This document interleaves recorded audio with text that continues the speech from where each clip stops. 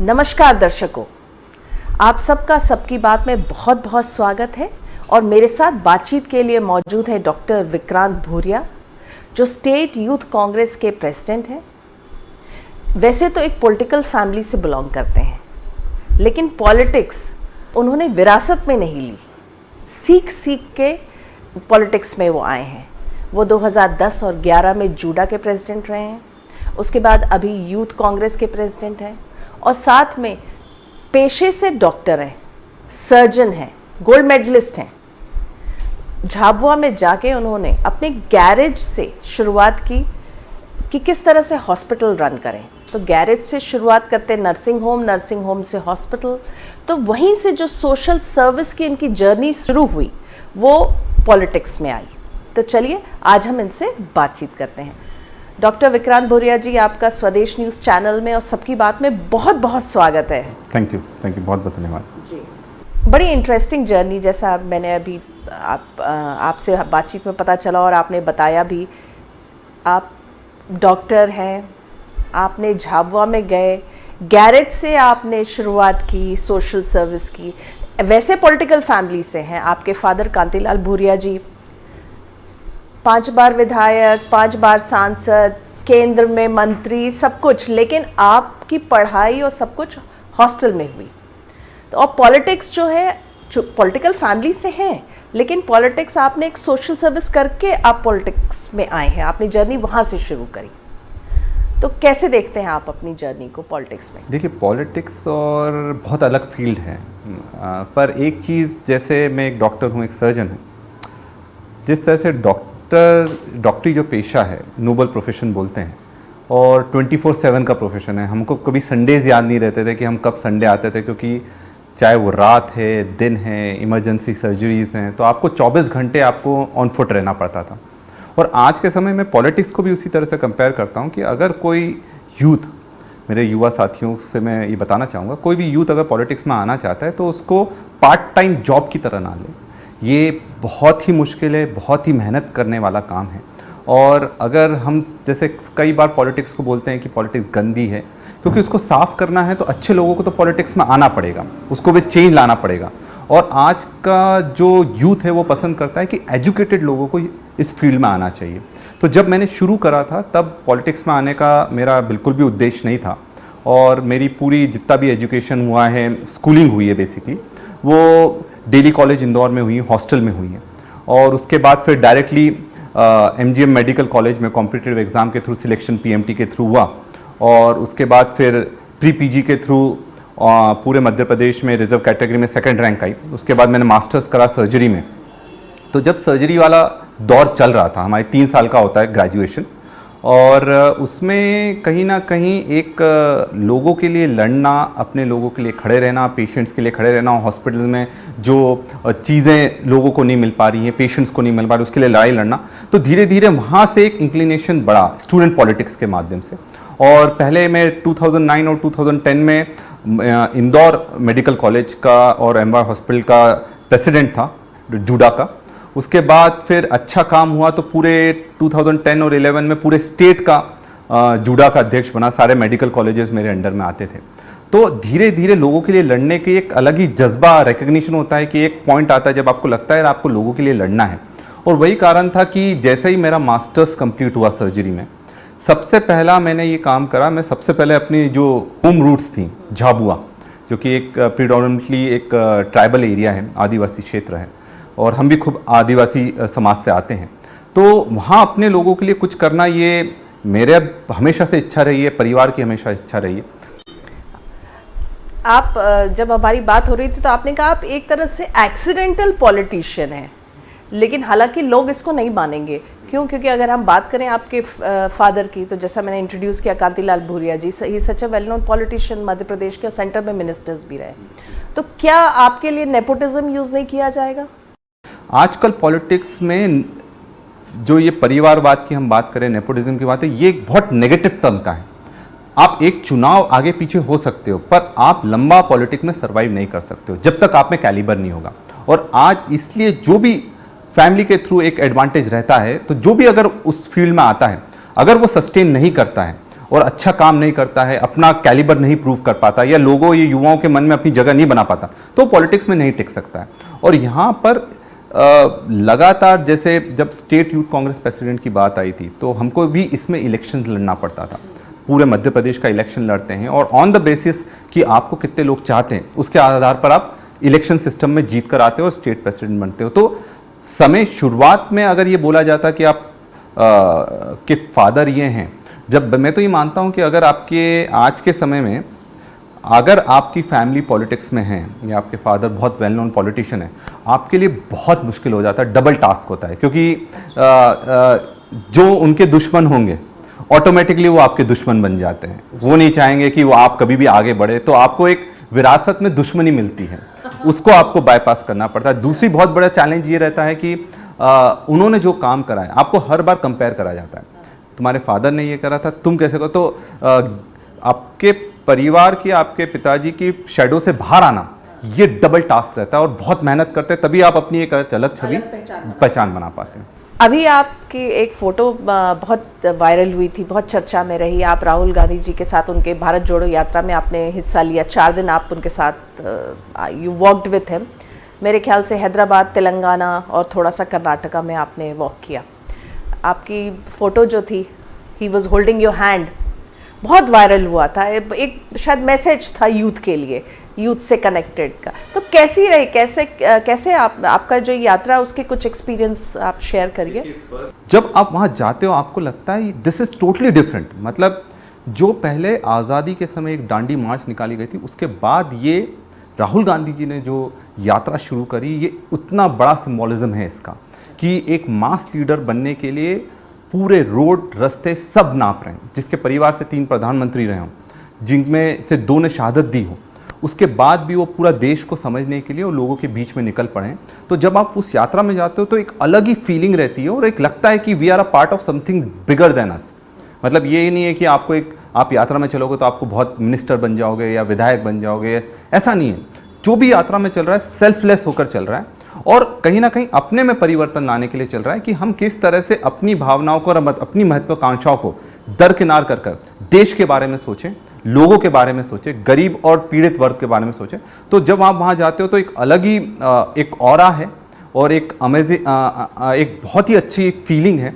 और जब राहुल जी से मिले थे और वो जो फोटो आप जिसकी जिक्र कर रहे हैं, वो फोटो का सबसे बड़ा वायरल होने का कारण ये था कि वो मुझे रिप्रेजेंट नहीं कर रही है, वो फोटो रिप्रेजेंट कर रही है हमारे देश के यूथ को, कि किस तरह से राहुल जी हाथ पकड़कर भीड़ में से लोगों को निकालकर मेन स्ट्रीम पॉलिटिक्स में लाना चाहते हैं। और इसका सबसे बड़ा उदाहरण है हमारे यूथ कांग्रेस, क्योंकि यूथ कांग्रेस में पहले अपॉइंटमेंट सिस्टम होता था, पर अब जाकर इलेक्शन सिस्टम चालू है, जिससे हजारों करोड़ों युवाओं को इसका बहुत बहुत फायदा मिला है और पॉलिटिक्स में आने का पहली बार मौका मिला है। राहुल गांधी जी की यात्रा अब कुछ दिनों में मध्य प्रदेश आ जाएगी, कैसे देख रहे हैं? ज़बरदस्त रहेगा, मैं ये मानता हूँ। जिस दिन, क्योंकि मैं यात्रा देख कर आया हूँ, जिस दिन यात्रा मध्य प्रदेश में एंटर करेगी उस दिन ये तय हो जाएगा कि मध्य प्रदेश में कांग्रेस वापस से मजबूत होगी और कैडर मजबूत होगा। क्योंकि जो एनर्जी, जो वाइब्रेंसी वो पैदा कर रही है, इट्स ट्रिमेंडस। मतलब कार्यकर्ता जो सोए हुए हैं, मतलब मैं आंध्र प्रदेश में मैंने ज्वाइन करी थी, आंध्र प्रदेश में हमारी 2 या 3 सीटें हैं, दैट्स इट। और वहाँ भी उनको देखने के लिए इतना बड़ा हुजूम था कि आप सोच नहीं सकते कि यहाँ पर हमको सिर्फ 2-3 सीटें कैसे मिली। और जब रोडों पर आप देखते हैं तो एक ज़बरदस्त जन सैलाब दिखता है। और मध्य प्रदेश तो बहुत पॉलिटिकल स्टेट है और यहाँ पर कांग्रेस का बहुत स्ट्रॉन्ग ग्राउंड है। कमलनाथ जी ज़बरदस्त काम कर रहे हैं, जो 1.5 साल का काम करा था उनने, वो आज भी लोग याद करते हैं, उनकी साफ छवि को भी लोग याद करते हैं। और वो छवि के साथ साथ जब राहुल गांधी जी का भी एक ऑरा उसमें ऐड होगा तो 100% 2023 में इसका कांग्रेस को ज़बरदस्त फ़ायदा मिलेगा।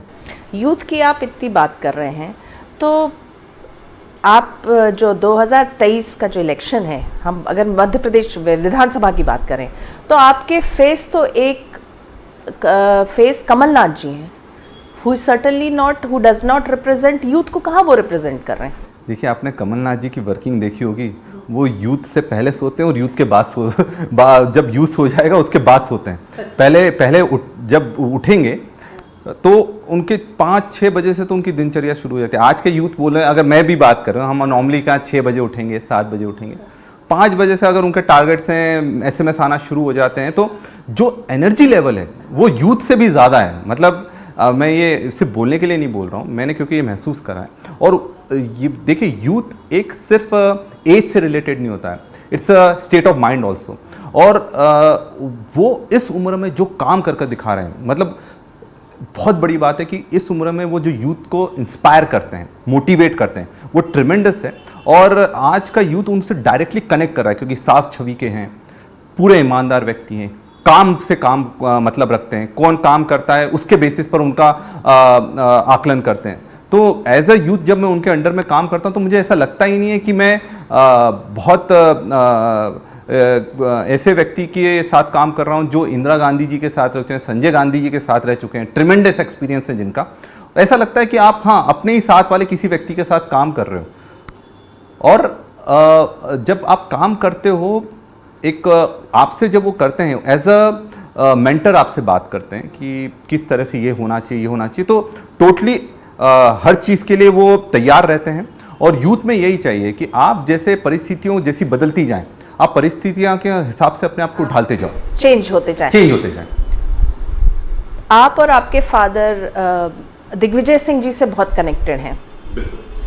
2018 का जो आपकी सरकार थी, कांग्रेस की सरकार जो आपके हाथ से चली गई, बीजेपी दोबारा आ गई, इसको कई लोग जो इसमें जो ब्लेम है वो कहते हैं कि इट ऑल हैपेंड, ये सब दिग्विजय सिंह जी के कारण हुई, या जिस तरह से वो सीएम से ऊपर थे, जिस तरह से वो डिसीजंस लेते थे, जिस तरह से जो भी अंदरूनी जो हुआ, जितना कुछ, it was because of him. और अभी भी उनका एक पत्र जो उन्होंने लिखा है जो काफ़ी वायरल हुआ, जिसमें उन्होंने लिखा है कि अब आगे आने वाले समय में भारत जोड़ो यात्रा में, आगे आने वाले विधानसभा में, इनफैक्ट जब 2018 का विधानसभा था तब भी उन्होंने कहा था कि मेरे फोटोज़ को मत लगाइएगा बैनर पोस्टर्स वगैरह में, लोग मेरे को देख के वोट नहीं देंगे, लोग ये हो जाते हैं। तो इसको आप किस रूप में लेते हैं? देखिए, मैं ये मानता हूँ, हार के लोग हारने के बाद बहुत सारे कारण बता सकते हैं, इसने ये करा, इसने ये नहीं करा। उस समय जिस तरह से कमलनाथ जी और दिग्विजय सिंह जी ने काम कर दिखाया है, ज़बरदस्त काम कर दिखाया है, और पूरा काम लोगों की बेहतरी के लिए हुआ है, जनता के लिए हुआ। पहली बार ऐसा हुआ कि 1.5 साल में ऐसा कोई वर्ग नहीं रहा, चाहे वो SC हो, ST हो, OBC हो, माइनॉरिटी हो, जनरल हो, सब वर्गों के लिए काम करा गया, गरीब के लिए काम करा गया, अमीर के लिए काम करा गया, और सब तबकों के लिए पूरा उनको फीडबैक दिया गया, और जो रिस्पॉन्स होना चाहिए पूरा दिया गया। अब जहाँ तक सरकार जाने की बात करते हैं, मैं ये समझता हूँ ये सरकार जाने का कोई दूसरा कारण नहीं, एक कारण है ग्रीड, लालच, सत्ता की लालच। अगर जो लोग छोड़कर गए वो अपने आप को, उन्हें कांग्रेस ने क्या नहीं दिया, उन लोगों को कांग्रेस ने सब कुछ दिया है, मंत्री बनाया, बड़े पदों पर बनाया, आगे ले गए, कार्यकर्ता से ऊपर तक लेकर आए। पर जब आपको एक ग्रीड आ जाती है कि नहीं, आपको और चाहिए और चाहिए, पॉलिटिक्स में सबसे बड़ी बीमारी है और की बीमारी। आपको अगर और के पीछे पड़ोगे तो धीरे धीरे आप गलत रास्ते चले जाओगे और चीज़ों को आप पूरी तरह से खत्म कर दोगे। आप कहना चाह रहे हैं जो लोग कांग्रेस छोड़ के बीजेपी में गए, सिंधिया जी और उनके साथ जो 22 MLA, वो गलत रास्ते गए? निश्चित तौर पर नहीं। तो आप मुझे एक चीज़ बताइए, ऐसा क्या हो गया कि 22 MLA को पार्टी छोड़कर जाना पड़ा, और पार्टी छोड़ने में उन्होंने ज़रा सा भी समय नहीं लगाया ये पूछने के लिए कि मेरा कार्यकर्ता क्या चाहता है? तो यही तो सवाल है। ये सवाल तो कांग्रेस को नहीं पूछना चाहिए अपने आप से कि आप ही के जवाब जो आपने अभी आंसर दिया कि सब कुछ दिया कांग्रेस ने, सारे पोस्ट दिए, पद दिए, मान सम्मान सब मिला, उसके बाद भी चले गए, तो क्या कांग्रेस को ये चिंतन नहीं करना चाहिए कि क्यों चले गए? देखिए, हम तो ये चिंतन कर रहे हैं कि क्यों चले गए, पर अगर कोई व्यक्ति को और चाहिए हो कि अगर वो मंत्री है तो उसको कैबिनेट मिनिस्टर बनना है, अगर उसके बाद पद नहीं है तो उसको पद चाहिए। और आप ये समझिए, अगर आप चुनाव जीते हैं कांग्रेस के टिकट पर, कांग्रेस ने टिकट दिया था, उसके आधार पर जनादेश को अगर देखा जाए तो जनता ने जनादेश तो कांग्रेस के पक्ष में दिया। फिर उपचुनाव में उनको बीजेपी के सिंबल में जनादेश मिल गया। तो ये देखिए ना, सत्ता, पुलिस, प्रशासन, और ये सत्ता का इतना जबरदस्त दुरुपयोग हुआ है।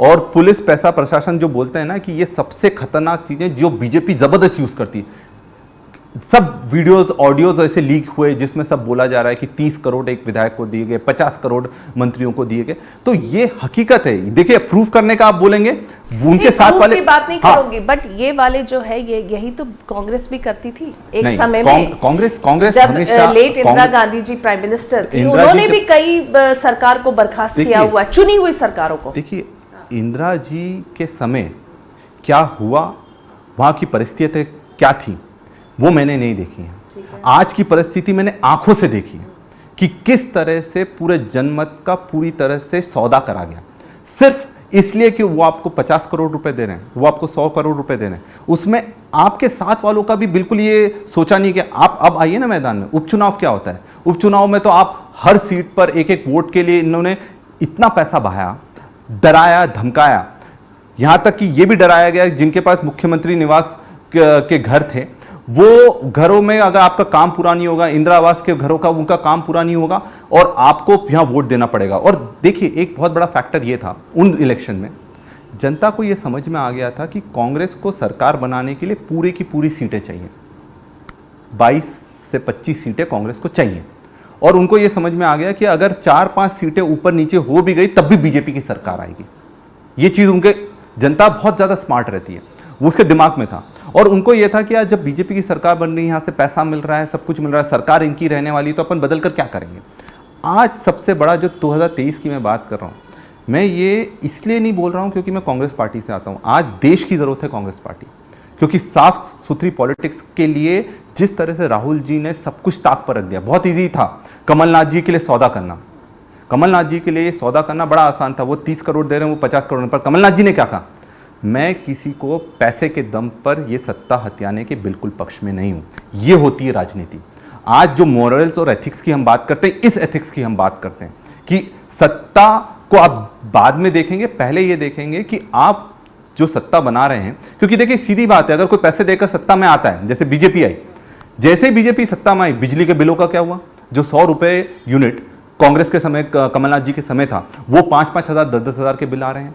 पानी के बिल डबल कर दिए। बिजली साफ, जो बिजली रहती है, बिजली आपको 24 घंटे नहीं मिल रही। तो जो पैसा उन्होंने लिया है वो चूसेंगे भी जनता से। और आज जनता इसलिए परेशान हो रही है। और मैं ये चीज इसलिए बता रहा हूं क्योंकि आज के समय में हमें एथिकल पॉलिटिक्स पर जाना पड़ेगा अगर हम देश को बचाना चाहते हैं। ठीक है, आप ही ने कहा कि पुलिस प्रशासन सबका मिसयूज किया गया, तो 2023 में भी तो यही हो सकता है। देखिए, 2023 में जब पहली बार उन्होंने यूज करा, और इस बार मैं इसलिए बोल रहा हूं, वो यूज करेंगे, 100% यूज करेंगे। पर आज जनता में जो आक्रोश है, जो गुबार है, आप मुझे एक चीज बताइए, इनसे पहले जो उपचुनाव हुए उसमें कांग्रेस जीती। दमोह उपचुनाव में कौन जीता? कांग्रेस जीती। तो ये जो आइसोलेटेड इवेंट्स थे, जब ये एक साथ 28 चुनाव 27 चुनाव आ गए, तब जाकर उन्होंने पूरी पैसा मैन पावर लगाया। और देखिए, जब पूरे प्रदेश का चुनाव होता है तब क्या होता है कि आपके रिसोर्सेस डिवाइड हो जाते हैं। ये करेंगे, सत्ता, पैसा और पुलिस प्रशासन का जबरदस्त दुरुपयोग करेंगे, पर इस बार हम तैयार हैं। जनता हमारे साथ खड़ी है, तो ये कितना भी पैसा बहा लें, कितना भी प्रशासन लगा दे, कितना भी सत्ता का दुरुपयोग कर लें, पर इस बार जनता पूरी ताकत से कांग्रेस के साथ खड़ी है। और ये यात्रा जब आएगी, आप देखेंगे कितना जबरदस्त जनसंलाप पूरे मध्य प्रदेश की रोडों पर दिखेगा। मध्य प्रदेश कांग्रेस की बात करें तो बार बार कहा जाता है कि बहुत बटी हुई कांग्रेस है, बहुत सारे गुट्स हैं, और इसी गुटबाजी के कारण एकजुट नहीं हो पाती, और इसी के लिए जो है नुकसान इतने पहले 15 साल हुआ और अभी 2018 में हुआ। देखिए, जितनी यूनाइटेड कांग्रेस है ना, उतनी यूनाइटेड कभी नहीं थी। अच्छा। कमलनाथ जी सर्वमान्य नेता है, सब उनको सर्वमान्य नेता मानते हैं। और ये बात एकदम क्लियर है कि सत्ता में हमारी जब हमारी सरकार बनेगी, कमलनाथ जी मुख्यमंत्री बनेंगे। ये चीज़ आप बीजेपी के लिए बोलते तो मैं आपसे सहमत था कि वीडी शर्मा जी का अलग ग्रुप है, नरोत्तम मिश्रा जी का अलग ग्रुप है, शिवराज जी का अलग ग्रुप है, सिंधिया जी का अलग ग्रुप है, और 2-3 ग्रुप और आ रहे हैं। अच्छा। तो आज जो ये बोल रहे हैं ना, जब क्या था कि पहले आप बोलते हैं बीमारी कांग्रेस में थी, अब वो सब बीमारी बीजेपी में चली गई है। तो अब बीजेपी में उस तरह की खींचातानी होने लगी और बीजेपी में जबरदस्त विभाजन होने लगा। आप मुझे बताइए, अगर ऐसा नहीं होता, महापौर के चुनाव हुए, महापौर के चुनाव में 16 में से कांग्रेस को पहले एक भी सीट नहीं मिली थी। कांग्रेस का स्ट्रॉन्ग बेल्ट होता है ग्रामीण क्षेत्र, रूरल एरियाज। शहरी क्षेत्र हमेशा कांग्रेस का इतना अच्छा परफॉर्मेंस नहीं रहा है। पहली बार आप 5 महापौर जीत कर आ गए, क्योंकि इसमें डायरेक्ट वोटिंग हुई। जनपद जिला पंचायत का मैं इसलिए नहीं बोल रहा हूं क्योंकि उसमें इनडायरेक्ट वोटिंग से अध्यक्ष बने और उसमें जबरदस्त, जिस तरह से भोपाल जहां हम बैठे हुए हैं, हमने देखा किस तरह से 4 को उनने 7-8 पर ले गए और किस तरह से अपने जो जिला पंचायत सदस्यों की खरीद फरोख्त करी। तो सीधी बात है कि आज अगर आप जनता को डायरेक्ट वोट करवाएंगे तो जैसे महापौर में 16 में से पहली बार जहां 0 था, आज 5 जीत कर आए और 2 सीटों पर हमने देखा किस तरह से उज्जैन और बुरहानपुर में 300 वोटों से हम लोग को हार का सामना देखना पड़ा। तो जबरदस्त परफॉर्मेंस अब शहरी एरिया में, तो इसलिए हमारा कॉन्फिडेंस लेवल जबरदस्त ऊपर है क्योंकि हम काम कर दिखा रहे हैं। कमलनाथ जी जबरदस्त कैडर पर काम कर रहे हैं और वो कैडर इतना मजबूत कर देंगे कि जब चुनाव आएंगे तब हमें किसी भी और चीज की जरूरत नहीं पड़ेगी, सिर्फ जनता के विश्वास को जीतने की बात है और उस पर हम पूरी ताकत से जमीन पर लड़ रहे हैं। आपने भी विधानसभा चुनाव लड़ा था, हालांकि आप बहुत कम मार्जिन से हार गए, तो क्या अगले बार भी फिर से आप लड़ेंगे? देखिए, पार्टी का निर्णय है। मैं आज संगठन में काम कर रहा हूँ और मुझे ये लगता है कि संगठन की राजनीति में जिसने एक बार काम कर लिया वो जीवन में बहुत चीज़ें उसको सीखने मिलती हैं, हमें सिखाती हैं चीज़ें। जिस तरह से ज़िंदगी में आपको हार सिखाती, उतनी बोलते हैं ना कि जो हार होती है वो सबसे अच्छा आपका टीचर होता है, तो वो उससे भी आप सीखते हो और संगठन की राजनीति में काम करके एक अलग ही सुकून मिलता है। अभी मैं संगठन में काम कर रहा हूँ, आगे पार्टी का जो भी निर्देश रहेगा उस चीज़ का हम पालन करेंगे। यूथ कांग्रेस के प्रेसिडेंट है और हमारा देश जो है 70% यूथ ही है, तो अब जो भी सरकार बनेगी उसमें मेजर जो रोल रहेगा वो यूथ का रहेगा। कांग्रेस, ठीक है, राहुल गांधी जी की तो यात्रा है, वो यूथ को कनेक्ट करने की कोशिश कर रहे हैं या पूरी आम जन को कनेक्ट करने की कोशिश कर रहे हैं। आप अपनी तरफ से मध्य प्रदेश में यूथ कांग्रेस से जुड़े, इसके लिए क्या कर रहे हैं? देखिए, हमारा मेन फोकस जो हम यूथ कांग्रेस में करते हैं वो करते हैं कि एक तो हमारे होते हैं एजिटेशंस, जो भी हमारे मुद्दे हों, जो जनता से संबंधित मुद्दे हों, युवाओं से संबंधित हों, उनके लिए ताकत से ज़मीन पर दिखना। जब तक आप उनके लिए लड़ते हुए नहीं दिखोगे, क्योंकि आज की पॉलिटिक्स पूरी चेंज हो गई है, अगर आप उन लोगों के लिए जो पीड़ित लोग हैं, कमज़ोर लोग हैं, उनके लिए अगर रोडों पर नहीं आओगे तो वो आपके साथ कभी नहीं आएंगे। सब समझते हैं कि दिखावा क्या होता है और ज़मीन पर कौन उतर कर काम करता है। तो ये इसलिए आंदोलन बहुत ज़रूरी रहते हैं, वो लगातार एक हिस्सा है। साथ में यूथ कांग्रेस का हमारा ये एक बहुत बड़ा मिशन है कि हम हर बूथ तक पहुँच पाएँ और हर बूथ पर 5 युवाओं को तैयार करें। 1 बूथ और 5, हर बूथ पर 5 युवाओं को हम तैयार करें, ये हमारा लक्ष्य है और उस पर हम लगातार बहुत ज़बरदस्त तरीके से काम कर रहे हैं। उनके आउटरीच प्रोग्राम्स बना रहे हैं, उनके बीच में जाकर क्या क्या समस्याएं जानने की कोशिश कर रहे हैं। मुझे पूरा विश्वास है कि आने वाले 3-4 महीने में हम कम से कम 65 में से 50,000 बूथों पर पहुंचने में हम सफल हो जाएंगे और ये जो टीम तैयार होगी यही सबसे बड़ा गेम चेंज होगी 2023 के चुनाव में। क्या मुद्दे रहेंगे, आपको क्या लगता है इस चुनाव में, 2023 के चुनाव में? देखिए, सबसे बड़े जो मुद्दे हैं महंगाई, बेरोजगारी और भ्रष्टाचार, ये 3 सबसे बड़े मुद्दे हैं। जिस तरह से महंगाई ने मध्यम वर्गीय परिवार से लेकर गरीब व्यक्ति की कमर तोड़ दी है, सब जानते हैं कि आजकल ना रोटी सस्ती है, ना घी सस्ता है, ना सोप सस्ता है, यहाँ तक कि बच्चों का जो पेंसिल और शार्पनर है उस पर भी जीएसटी लगा दिया है सरकार ने। और आज जो गृहिणी जो घर की रहती है वो सबसे ज़्यादा पीड़ा में है क्योंकि उनका पूरा बजट बिगड़ चुका है। और ये सब देखते हुए कि जो महंगाई, पहले बोलते हैं अब बहुत हुई महंगाई की मार, अब की बार मोदी सरकार, वो सब एक प्रोपोगंडा था। आज की स्थिति में महंगाई से पूरी तरह से चूर चूर हो गया मध्यम वर्गीय परिवार और गरीब परिवार। बेरोजगारी एक बहुत बड़ा मुद्दा है। आज मध्य प्रदेश में 80 लाख से 1 करोड़ बेरोजगार हैं, क्योंकि जो बेरोजगार पंजीयन कार्यालय है उसमें ही 35 से 40 लाख रोज रजिस्टर्ड है और 3.5 लाख तो पद ही खाली पड़े। तो आप देखिए कि आज का युवा, एक तो उसके पास पैसा नहीं है, उसके बाद जो रोजगार था वो कोरोना के समय सरकार ने वो भी छीन लिया, उसके बाद उसको नौकरी भी नहीं मिल पा रही है। तो ये जो डबल मार पड़ रही है हमारे युवाओं पर, ये जबरदस्त दुखदाई है, पीड़ादायी है और युवा कहीं ना कहीं अब बहुत आक्रोशित। आप देखिए जितने युवाओं ने आंदोलन करे, पॉलिटिकल आंदोलन की मैं बात नहीं कर रहा हूं, उसको आप अलग कर दीजिए, जो न्यूट्रल प्लेटफॉर्म्स पर जो आंदोलन कर रहे हैं कितने ज़्यादा बढ़ गए हैं। उनको जेल में बंद कर रहे हैं, उनको लाठियां मार रहे हैं, उनको अपराधियों जैसा व्यवहार करा जा रहा है। चाहे वो आंगनवाड़ियों को कितना कम आप पैसा देते हैं, अपने शिक्षक, संविदा शिक्षक के हो, वर्ग 3 के हो। और सबसे बड़ी बात यह है कि आप उनको रोजगार उनसे छीन भी रहे हो, रोजगार भी नहीं दे पा रहे हो, बड़ी बड़ी बात कर रहे हो कि मैं 1 लाख दे दूंगा, 2 लाख दे दूंगा, 3 लाख दूंगा, जमीन पर कुछ भी नहीं हो रहा। तीसरा जो सबसे बड़ा मुद्दा है वो भ्रष्टाचार है। आज युवा क्या सोचता है कि यार मैं सिलेक्ट भी हो गया तो क्या गारंटी है कि मेरे को नौकरी मिल जाएगी। व्यापम जैसे कांड में बड़े बड़े एग्जाम्स में इनके बड़े बड़े नेताओं के नाम आते हैं, पर एक पर भी कोई भी कार्रवाई नहीं होती। तो आज जो युवा ये सोचता है मैं कॉम्पिटिटिव एग्जाम अगर दे भी दूंगा तो ये तब भी गारंटी नहीं है कि अगर मेरे अच्छे मार्क्स आ गए तो वो मेरा सिलेक्शन कर देंगे। इन दिनों हमने नोटिस किया है कि आदिवासी का जो इशू है उसको चाहे केंद्र में हो या मध्य प्रदेश बहुत उठाया जा रहा है। आप कैसे देखते हैं, चूंकि आप उसी कम्युनिटी से आते हैं? मध्य प्रदेश में आदिवासी 23 से 24% है, मतलब हर 5वां मतदाता आदिवासी है। और अब बीजेपी का ये सीधा सीधा लक्ष्य है कि किस तरह से हम आदिवासी वर्ग को अपनी तरफ खींच सकें, क्योंकि उन्हें भी मालूम है कि जिस तरफ आदिवासी वर्ग जाता है उसकी सरकार सत्ता बनती है, और वो कोई कसर नहीं छोड़ रहे हैं कि आदिवासियों को लुभाने की। पर सबसे बड़ा सवाल क्या है, ये बड़े बड़े आयोजन करवा रहे हैं। भोपाल में मोदी जी आते हैं, अमित शाह जी जबलपुर में जाते हैं, पैसा कहां से ला रहे हैं? पैसा ला रहे हैं ट्राइबल सब प्लान का पैसा, 13 करोड़ का पैसा इन्होंने, जो ट्राइबल सब प्लान का पैसा था, जो आदिवासियों की स्वास्थ्य, शिक्षा और सुरक्षा में उपयोग होना था, इन्होंने निकाल कर वो ट्रांसपोर्टेशन में लगा दिया ताकि भीड़ ला सके। आज मध्य प्रदेश क्यों पूरे देश में सबसे ज्यादा अगर आदिवासियों पर अत्याचार हो रहे हैं तो वो मध्य प्रदेश में हो रहे हैं। पूरे देश की मैं बात कर रहा हूं, सबसे ज्यादा आदिवासी पूरे देश में है तो वो मध्य प्रदेश में है। तो ये आदिवासियों की सुरक्षा नहीं कर पा रहे, सिर्फ प्रोपेगेंडा कर रहे हैं, और ये बहुत अच्छे से समझते हैं। एक व्यक्ति को जिसने अगर अत्याचार करा उसको फांसी पर लटका दो, फिर किसी की मजाल है कि वो इनका उत्पीड़न कर पाए। पर आपकी ऐसी मंशा नहीं है, बीजेपी की ये मंशा ही नहीं है कि ये इनको बचाना चाहते हैं, ये इनको सिर्फ वोट बैंक की तरह देखते हैं। और ये आदिवासी समाज बहुत अच्छे से समझ गया है, क्योंकि इनकी जो कथनी और करनी का अंतर है वो बहुत ज्यादा बड़ा है। आप बार बार कह रहे हैं कि सत्ता मिले ना मिले, तो पॉलिटिक्स में ये तो देखा गया है कि जो आता है उसको तो सत्ता चाहिए। अगर सत्ता चाहिए होती तो कमलनाथ जी, उनके वो जो विधायक पैसे मांग रहे थे उनको पैसे दे देते। पर जब आप देखिए आपका मुखिया कैसा है, उससे आपकी पूरी पार्टी की पार्टी लाइन डिसाइड होती है। एक तरफ हम देखें मोदी जी का, अमित शाह जी को देखें, वो किसी भी कीमत पर सत्ता हथियाना चाहते हैं। उनको कोई मतलब नहीं है कि वो व्यक्ति कांग्रेस में था, जनता दल में था, सपा में था, बसपा में था।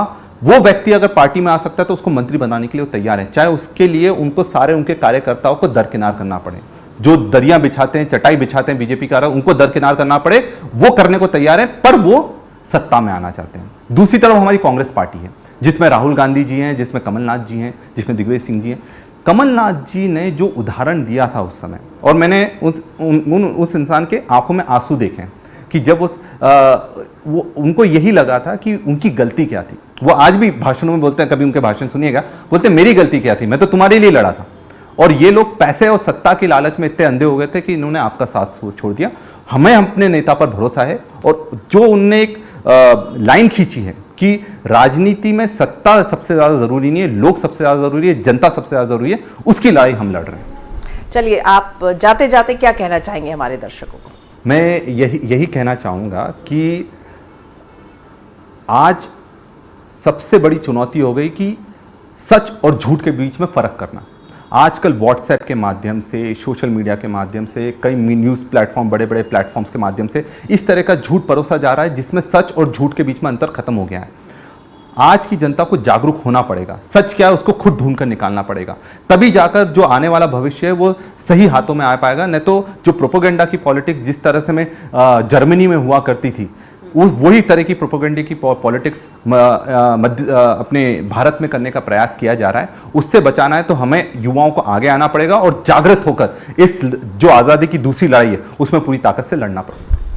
आप स्वदेश न्यूज़ के चैनल में आए, आपने सबकी बात में अपना समय दिया, आपका बहुत बहुत धन्यवाद और हमारी शुभकामनाएं आपके साथ। बहुत बहुत धन्यवाद।